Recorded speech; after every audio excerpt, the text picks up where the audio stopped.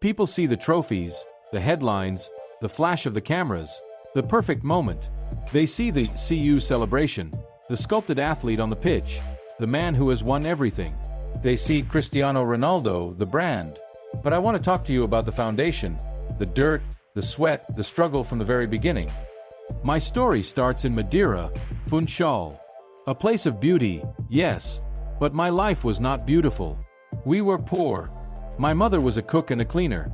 My father a humble gardener and kit man at a local club, Andorinha.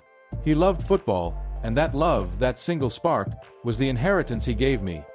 I was a skinny kid, all desire and quick feet, obsessed with the ball. The streets were my stadium. Old boots, if I was lucky, were my gear. I didn't care about school. I knew, with a certainty that burned like a fever, that my life had to be football. I was a proud boy, maybe a bit troubled, and I was expelled for throwing a chair at a teacher who I felt disrespected me. That was the end of academics for me.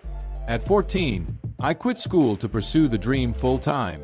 My mother, bless her heart, she saw the fire in my eyes and she let me go.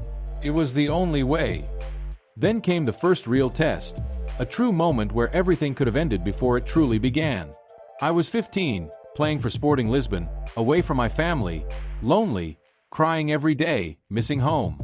And then the doctors found it, a racing heart, tachycardia. It needed surgery. They said, if it's not successful, your career is over. Imagine that, your one dream, your only path, hanging by a thread before you've even properly started. But fear is a distraction. I chose the surgery. I survived. I recovered quickly. Football had already taught me resilience, but that moment taught me something deeper. Never take a single breath on the pitch for granted. My journey to the top was not about talent alone. Never. Talent is nothing without work. When I arrived at Manchester United at 18, a skinny boy from Portugal, they laughed. They whispered, "He's so skinny, he's just a winger with tricks."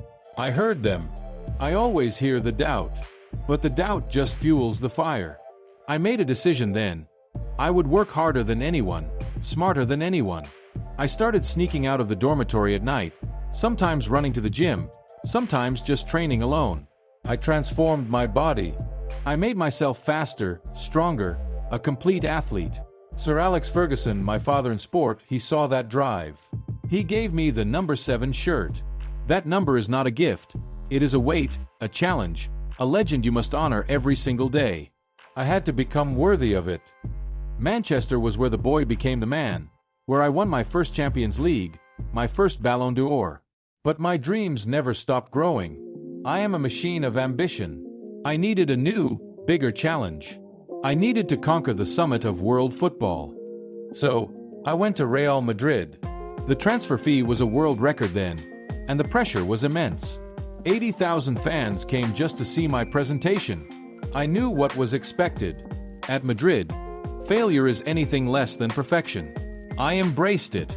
9 years of relentless pursuit of glory. 4 Champions League trophies. Breaking every single goal-scoring record in the club's history. Becoming the club's all-time top scorer. That was not luck.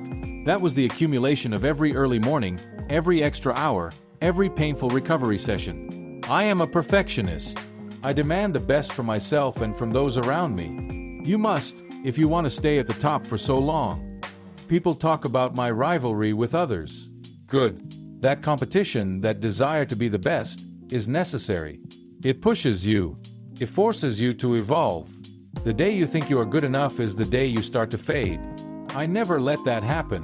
Even when I moved to Juventus, then returned to United, and now to this new challenge in the Middle East, it's always about the pressure, the desire to win, the need to prove myself in a new environment, a new culture. That is the Cristiano Ronaldo code. Evolve or die. Off the pitch, I am driven by family. My children are my greatest trophies. I want to build a better world for them, to show them that success comes from sacrifice. I want them to see the man who still works like he has nothing. My father. He saw nothing of my success. He died young, an alcoholic. I regret that we never had a proper conversation, that he didn't see me lift the trophies. It's a pain that never fully leaves you. But I believe he guided me, that the man who first put a ball at my feet is watching over me. It teaches you a powerful lesson. Cherish the moments, because time is the only thing you cannot win back. I don't mind if people hate me. It pushes me.